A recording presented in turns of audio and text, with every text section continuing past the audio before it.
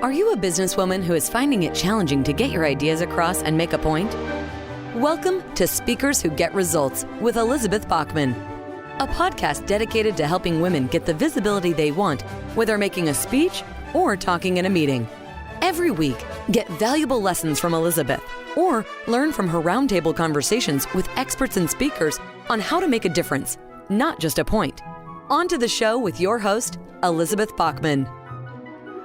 Hi, and welcome to Speakers Who Get Results. I'm Elizabeth Bachman, your host, and this is where we interview experts on how to use our presentation skills to get the results that we need.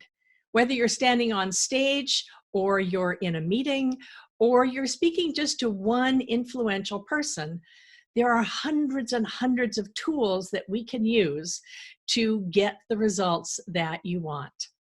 Before we begin, I'd like to invite you to go to our free assessment. It's called the www.speakforresultsquiz.com. That's speakforresultsquiz.com. And there you could take a free assessment. It takes about 3 minutes to find out where your speaking strengths are and where maybe you could use a little bit of help. Now, I am so excited to introduce my guest. So there we go. Here is Tracy Hazzard, and she is the producer of this podcast. So I'm really excited to be introducing her here today. The official intro is she's an Authority Magazine Inc. columnist. She's the co-host of 4 top-ranked podcasts. I don't know when you have time to eat, Tracy. It's just kind of, including Feed Your Brand, which is one of CIO's top 26 entrepreneur podcasts. And she's the founder of the largest podcast production company in the US. As a content, product, and influence strategist for networks, corporations, marketing agencies, entrepreneurs, publications, speakers, authors, experts, and probably the dog and the cat as well, Tracy influences and casts branded content with $2 billion worth of product innovation around the world. Whew. Her innovative Podetize method and platform provides businesses of all sizes a system to spread their content marketing message from video to podcast to blog, growing an engaged audience. I'm all about engaged audiences, and retaining valuable platform authority without a whole lot of time, cost, and effort. So, Tracy, thank you so much to Speakers Who Get Results. Elizabeth, I'm pleased to be here, and I'm excited about your topic and your focus because, every speaker who comes in front of me, they want results. Yeah. They want it to do something for them. And, I'm not one of those people who set out to be a speaker. It happened to me. So it's a little bit different. Well, I love the results. That's my brand, is strategic speaking for results. And it's all about how do you get what you need done? And it was the same thing when I was working with opera singers. The result when you're doing an audition is to get them to hire you. And the result when you're on stage, the desired result is to make the audience cry. Or laugh, which is hard. Or laugh. Yeah, exactly. So Tracy, before we get into content, I'd like to ask you the question I ask all my guests, which is, if you were able to share the stage with somebody from history, who would it be? What would you talk about? And who would you like to have listen? So I've gotten to interview a lot of really interesting people. And for a really long time, my big get was Steve Wozniak, which I did get to interview.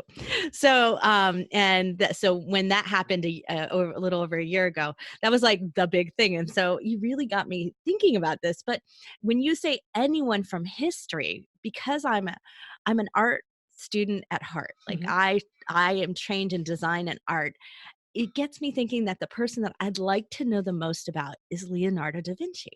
Like, we see all those beautiful sketchbooks and all these things, and I'm a process person. I believe really strongly in the sort of the process and people you put around you. That makes such a difference. It's not all talent. And there's a lot of argument that he's not the most talented one out there. But gosh, his stuff lasts. It's timeless. And we look at that and we go, that Mona Lisa is amazing, right? And so I think about that all the time, that I would love to tap into that and find out more. So I can't say I'd share a stage. I definitely want to interview him. Okay, that's great. So, and would you ask him sort of how he did it, or how many versions went into the wastebasket that we never saw? Or Yeah, that's what I want to know. I want to know, like, was this hard? Was this easy? Like, for some people, they make it seem a lot easier than it is. Mhm. And, there's a lot of iterations and work that went into, especially art. You think about how many times you repeat and you train as you're doing music as well, right? I'm sure your opera singers, they don't stop at 10,000 hours of expertise, right? Right. Yeah. Right. And so that's the way I always look at it. But I believe that there is a way to shortcut your 10,000 hours. And I've actually kind of have a theory about it. And I believe that there's a way to do it if you adopt the right process. And if it's also something that's not like, I've got to get a whole like different physical body to do it. Like, so if Mhm. you already have the inclination of the training, you're like adding skill sets on. And that's where I think someone like Da Vinci was amazing, because so here he is trained as a fine artist and he wants to add sculpture on, or you want to add invention on. It's more logical because you already have a design process and an artistic process. So you can shortcut a lot of the 10,000 hours and you say, I've got this basis and if I utilize that basis again, now all I have to do is learn this new part of the thing that I don't know. Yes, I love that. And And that makes for, lots of innovation and lots of growth. yeah, it's really cool. And you have a product background, a product creation background as well, right? Right. And, the people ask this all the time. How did you go from being a product designer? And we were ghost designers. So you probably didn't hear our names before, but we were designing for Martha Stewart and famous brands and companies you buy all the time, still today, at Costco, Walmart, and Target. But the reality is that when we stepped out into podcasting, it seems so different to people. They're like, what's the deal? Like, why would you do that? And for us, it was a really logical way to step out from behind being a ghost. And so if you think about that from the corporate world, that's what you're one of many, right? So Mhm. how do you step out and become a thought leader? How do you move yourself out from being a ghost designer or a ghost writer and into someone who's at the forefront? And so that's what we needed to do in our business to grow into a different age of design, which was where designers were the celebrity, where designers were, creating one-off pieces by 3D printing and all of those things. So that's how we did it. But what we utilized was the same product launching process we'd used very successfully to do over 250 products. So we do about $2 billion at retail. That's what our clients do, or at wholesale, really, what our clients do in the marketplace from those 250 products. So we know it works again and again. And so we took that same launching process and said, let's apply it to a podcast. Let's apply the same diligent, rigorous procedures to how we launch something to say, this is going to work. This is what goes into it. And that really was what separated us and what really made our podcast very successful when we started our very first one and made everybody want one. And so that's why they started asking us to do it. And we ended up in a whole new business. Wow, you sound like my productivity coach who's always saying, come on, Elizabeth, just follow the process and, don't just hold it in your head, actually write it down. It's There's fortunately something to be said for that. There's all kinds of people. There are people who systems. bring vision and all types of and inspiration, right? I love to speak. I'm fun on stage. I know that I'm entertaining. I'm articulate. I know all of that really works for me, but I'm not one of those like, lead them to tears and then laughter and inspirational speakers. It's just not my thing, because at the end of the day, I'm a big believer in tactics and how to. And so I'm your how to girl. And so I accept that and I say, let's embrace that and make it a part of who I am and what I do and what I provide to the world. Because there's lots of people out there who, no matter how much you want to get the how to in you, you are stuck on the visionary plane. And that is where you belong, because that's where your brilliance is. So if I can provide infrastructure for you, if I can provide systems and make it easy for you to do what you want to do, then I've done my job and I've made more people get their voice out, get their messages heard. I love that. My dad always used to say, there are two kinds of people in the world. They're the thinker uppers and the getter doners. and they I'm need lucky to to be work together. both, but Yes, yes, you know. right. You need to work together. Yeah. So tell me, why should somebody do a podcast? So not everybody should. That I'm going to say Thank that you. right there. Not everybody should. Thank you for saying that. Yes. There are people out there who think everybody should. We are not of that opinion. There are reasons for it. And I think that's where you have to sit back and say, what are my reasons for doing it? So if you're in a corporate job and you have desire to retire and do something else, we have sports celebrities, for instance, sports players who are current players in like the NFL and the MLB and things like that right now. And they're doing podcasts. It's not easy for them to get them recorded. It's a lot of work for them, but they're devoting their time because they know their career is going to be short.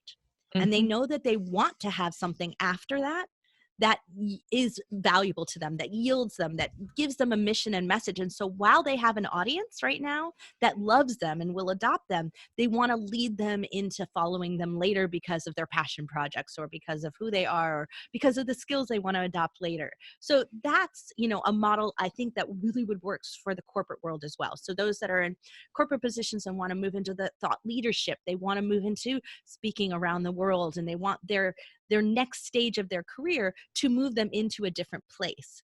And so when you're thinking about that, that's always an ideal why, right? So I have a why. I also have a goal. And so I like to put the two things together. It's not just why you want to do something, but what you're going to do with it that also matters. So do you have a plan for that? Is this something you want to do? There are people out there who want to start a podcast because they just want to see if it'll be fun. Go right ahead. Go check it out. I'm all for experimentation, but don't have a high expectation that you're going to monetize this or just from having fun out there. You have to put a purpose into place for things. Well, and as with everything, any kind of presentation, especially, you want to deliver value. Right. So right. And high value at that. So whether we have some who their sole goal is to nurture a community. So they have a community, whether it's around a nonprofit mission, or it's just a community that they've built for their marketing company or whatever that might be. They need to nurture that community and continue to provide them touch points and feedback and things to keep people active in that community, because that active engagement leads to more business or more sales or more things that they want to do in the future. So that's important too. We have others who use it to make connections. So if I wanted to be a speaker on stages, maybe the thing to do is to get to know what event planners want. And my whole podcast could be around interviewing event planners and understanding more about them. Now I've got a great database of them and I'm learning about them. So there's always a structure and a strategy that yields the purpose and end goal, but it's not always what we want to talk about and what we think. And I liken this to the authors out there who know that they wrote the wrong book at the end of the day. Sometimes what we want to write about, what we want to speak about, what we want to podcast about isn't necessarily the best thing to actually achieve the end goal of why we want to do that. Yeah. Well, actually, it makes me think of, one of rule number one for me in terms of any kind of public speaking or presentation is it's about the audience. Yes. You've got to make it about them. And one of the things I see with speakers all the time is somebody says, I have this great story, of how I survived this or I overcome that. And yeah, great. That will help you once. How do it's got to be more than that. I'm sure you've run into that with podcasters. Oh, I have. I mean, we get a lot of podcasters who are very self-centric in that process and not consumer-centric. And we come from a world of having developed all these products, and your product's not going to sell off the shelf if it's not in what the consumer wants to buy. So I'm a big believer in making that product market fit or that message market fit, whatever that is, making that the essential. And so putting yourselves into your audience's shoes, understanding what their pain is, where they're searching, what they're looking for, and making your show about that. That's the ideal place to be. We see it. I mean, we've produced over 300 shows, launched them. And what we've seen again and again is the shows that are named after the host, that are, all about them at the end of the day. And it is an ego boost and an ego stroke, but they do not succeed without a lot of money spent or time and audience push spent. So in other words, you have to go out there and really seek an audience and use your community and drive that traffic all into you. and into the show. Whereas if you name your show about what they're interested in learning and in experiencing and being a part of a community about, way easier to get them to try your show and then go, wow, and I really love Elizabeth, so this was awesome, right? I've just found the great place, and now I'm an Elizabeth Bachman fan, right? And so that's the way we want to do it. We want to build a place where when they're just searching and finding, they're in their own world, they're not in your world. Good. So if you're clearly, this is something that can be useful for entrepreneurs. And a lot of people use speaking to market their services. A lot of people use speaking for sales and to do products. So it is a different kind of speaking. What would you say to somebody who is, we've sort of touched on this, but what would you say to someone who's thinking about their first podcast? Where, should I start? Well, especially someone who may be, it's not their day job, right? Yeah. It's not their core business, as you're putting it. So it's an aside. I'm going to try this. I'm going to attempt it. I'm a big fan of hypothesis branding, is what I call it, or hypothesis marketing. If you don't try something, if you don't go out there with the hypothesis of, I think I have a message that's going to resonate with a particular audience, let me test it out. And that's really what we started with. So our very first podcast is very geeky. It's about 3D printing. We started it 5 years ago. And why would a couple of designers talk about 3D printing? Because we're really ideally suited to talk about it, right? It's technology we use every day to prototype. However, everyone in the industry was talking tech. And we said, I think that there's a play here to talk about what the value of design. And if we can get the value of design, then people will get the value of designers. And now we'll have services to sell and we'll have products we can sell. And won't that be great? It's a really good thing I did that. I chose to start a podcast to test out that idea versus build an entire company full of products and design staff to be able to service and create 3D print products for people. I would have spent a fortune to find out no one wanted it. And that's what we found out within 5 months of doing the podcast. No one wanted to buy design services. No one wanted to buy products that were pre-designed. What they wanted was to learn how to do it. And they wanted to learn from people who knew what they were talking about. Mm-hmm. And that's where our value lied, in educating. And so we had up to 100,000 listeners at the height of the shows. We have done over 560 of them. If you think you can't talk about something for a long time, you're really wrong, because you will be able to. And that was such a valuable lesson. But if I had switched my company, I would have bankrupted. I would have changed the model of business in such a magnified degree that I would have blown up my staff and done all of that. And we would have found there was no market. Mm-hmm. So a great time is when you think you have this idea, but you want to test it.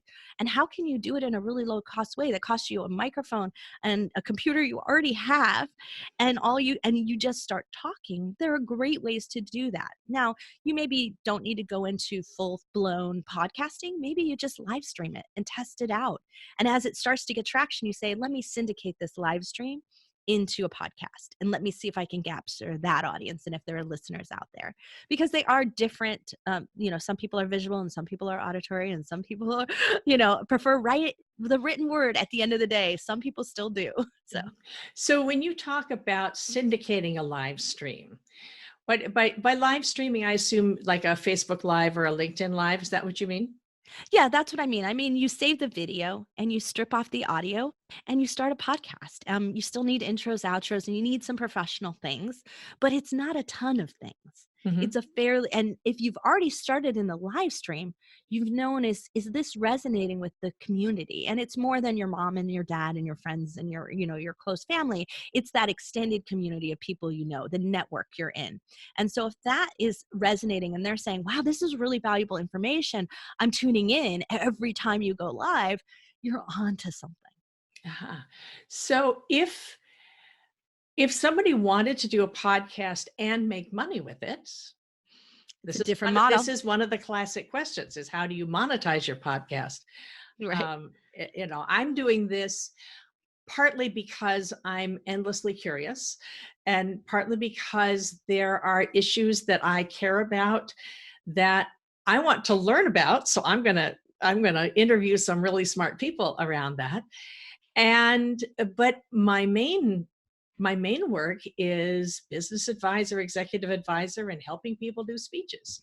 So So, yeah, yeah. so I think the question should more often be is, should you monetize it? And that's the real Okay. question, because monetization implies advertisement, right? That advertisement and sponsorship. We believe in alternative monetization. It's how we've built our whole system. It's why we train everybody the way that we do. We want you to feel like we want you to get value in your core business or your core goal or your core community growth. So we want those short-term goals to start being achieved quicker. Mhm. And that way you're starting to feel this sense of my community's resonating with me. There's engagement happening. I see my business growing. So something's working here, or I see my mission growing and my Facebook community is growing. Like, it can be that model. And so I see that I'm getting traction and things are moving here. But when you shift into advertising and sponsorship, you shift into this idea of selling out your audience. You Mhm. start to sell other people's stuff, other ideas, other products, you distract. So unless it's truly core to what you're building, or unless you're building a true, I'm going to call it an influencer show. And an influencer, the way that I define that, is someone who is out there building community and relationship, not things, not stuff. They're going to share other people's stuff. They're going to find the new latest thing in whatever the area is. So 3D printing, for instance, we didn't have any of our own stuff. We were truly an influencer in that marketplace. We could take advertisements, but we were very careful and cautious with our sponsorship model to only take advertisements of things that we believed in and used, because we didn't want to abuse the trust built in our audience and abuse that influence, right? We wanted to be true to it. So we didn't worry about making money in it. We didn't even worry about making cost covered, because it yielded us a lot of intangibles, which I'll mention in a second. But that's the idea, is that truly at the end of the day saying, is this serving my audience? And if it's serving my audience, it's time to monetize.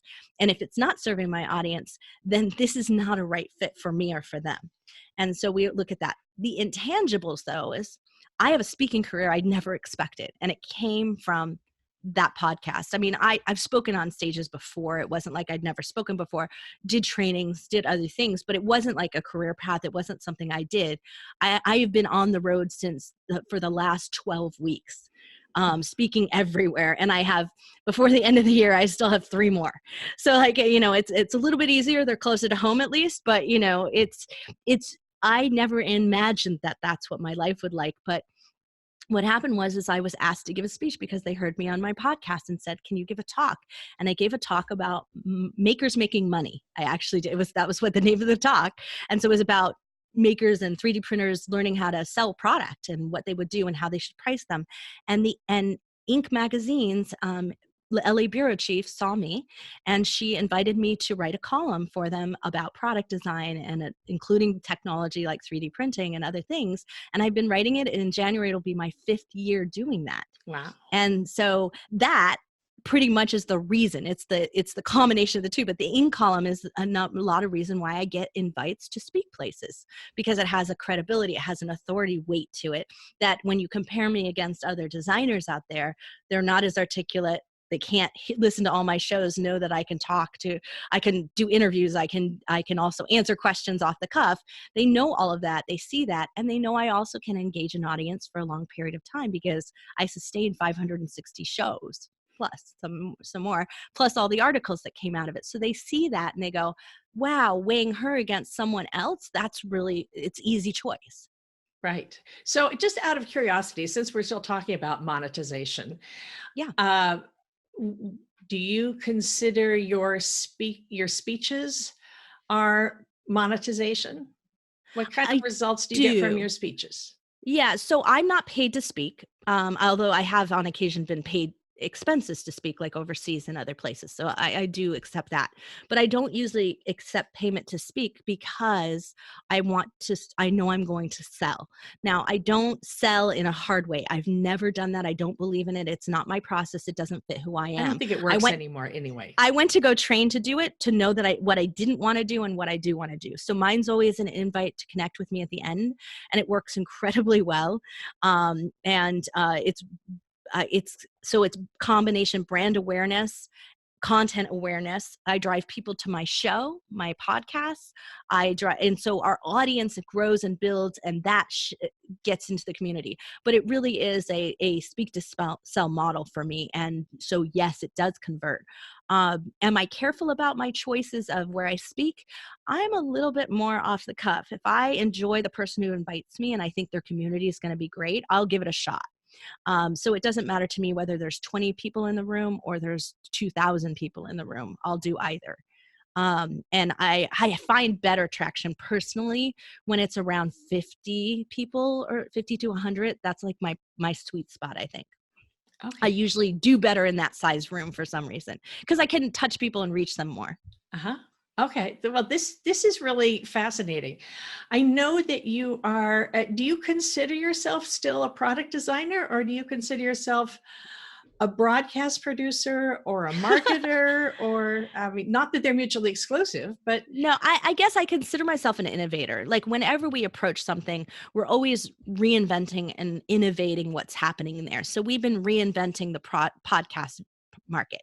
We've been reinventing how podcasts are launched. We're reinventing how we produce cover art, like every little detail about it. We're always at the like minute level working on saying, is this working? What's not working? Let's throw this out. So we build a process for that continual improvement, but we also build a process to say, this isn't working. Let's hack the system. So for instance, on advertisement, the average podcast that doesn't do millions of listens a month, because there are very few of them, about only 2% of podcasts make decent money for their hosts. And when I say that, they make in the thousands per month for their hosts. Most others break even, but the average for everyone below that is about $100 to $300 a month. And I'm not going to sell out my audience for $100. Just not worth it. Not at the end of the day. It just doesn't make a lot of sense to me. And so I said, well, this isn't working. And so we investigated and we looked at this and said, why doesn't this model work?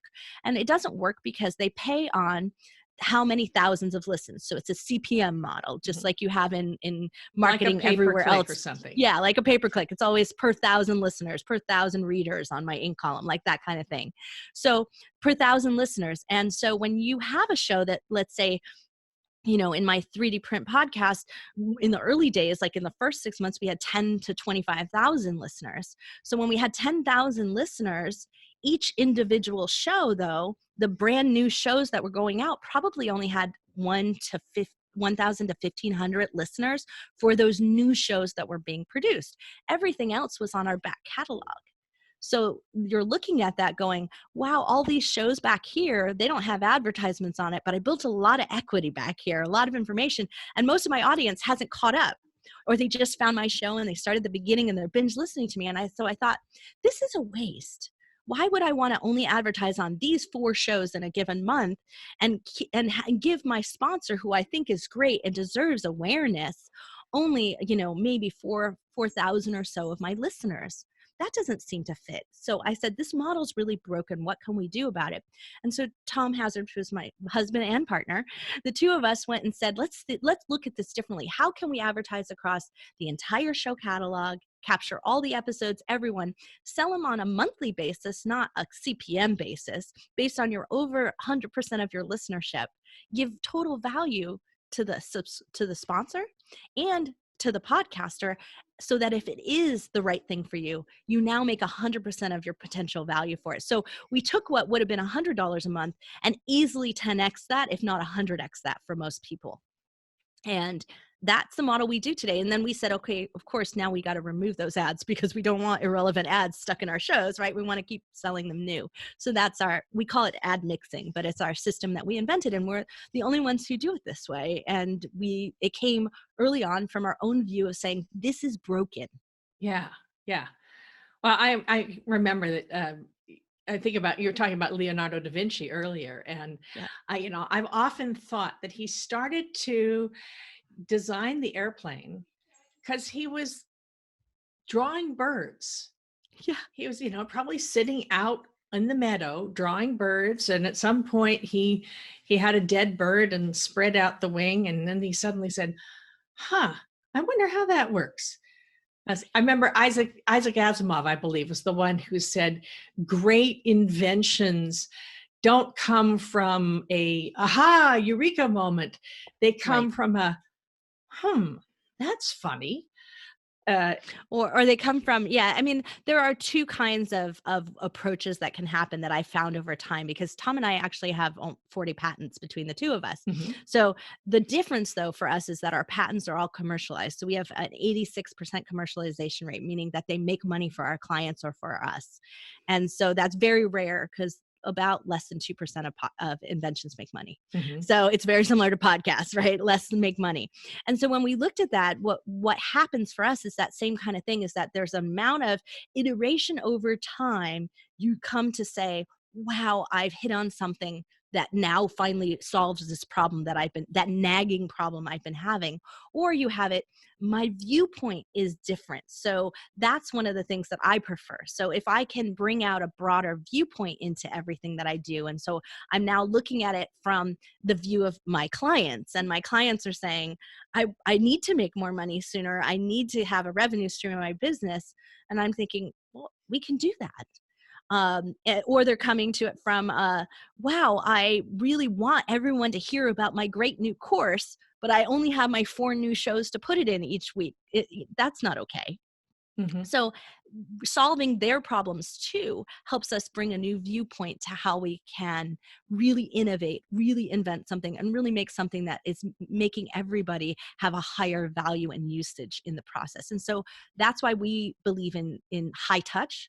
That's why we have the services the way that we have, so that everybody, we're hearing from our clients. It's not a passive thing. You don't sign up and use the software and then we never talk to you.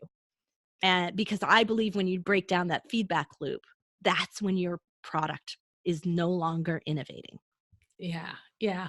Well, one of the things I love about this is, I've heard you talk about how some things in marketing are working and some things aren't, and why Right. podcasts are such a useful thing now. And I'm sure by the time podcasts become old hat and the market is saturated, there'll be something else. And I count on you to teach me, to tell me what it is, Tracy, because Well, I think about all that, when you're talking about, especially like, women who are experiencing the glass ceiling in corporate life, or they're bumping up against, I'm not being heard, I'm not being seen, I'm yes. not being found. Like, that's what I hear again and again. And that's the perfect time for you to sit back and consider, is there something that I so badly have to talk about and share and say that needs to get out there, that would be valuable, that would change the way the world is working, change the way the system's working.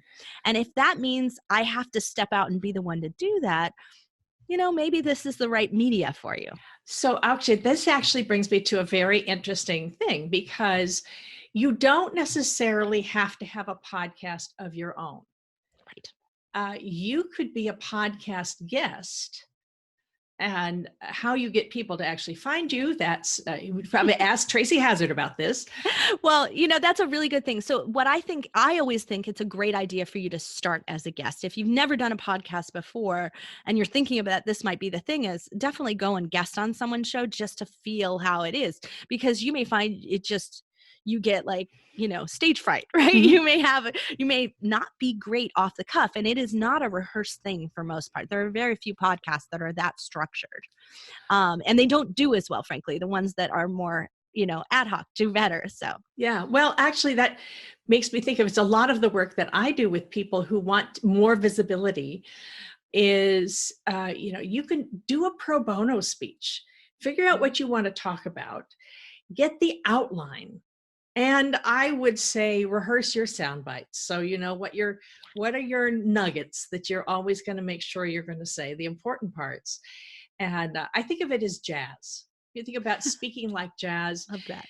You've got, every situation is going to be a little different. Maybe tonight you've got a piano and a saxophone and drums, and tomorrow night you've got a guitar and a flute. So, but the tune's going to be the same. So maybe Right. you're doing, someone to watch over me or something like that. The tune will be the same, although the instruments are different. And then there's always there's always a beginning, and there's always an end. But in the middle, you've got a basic melody to follow, but then you can improvise. Right. And it is your ability to improvise and sustain an audience in that improvisation that really works for most people. When they sit and are comfortable in it, it makes them the best guests. It makes them the best hosts at the end of the day. So if you can be truly listening and crafting your answers in a different way, when you're a guest on, and I have this happen to me, a lot of PR firms will send me guests. And when I put them on my show and they do the same thing that they've done on 10 other shows, there's no value in that. Yeah. So getting someone to being a great interviewer to be able to make them break their mold, that's important too.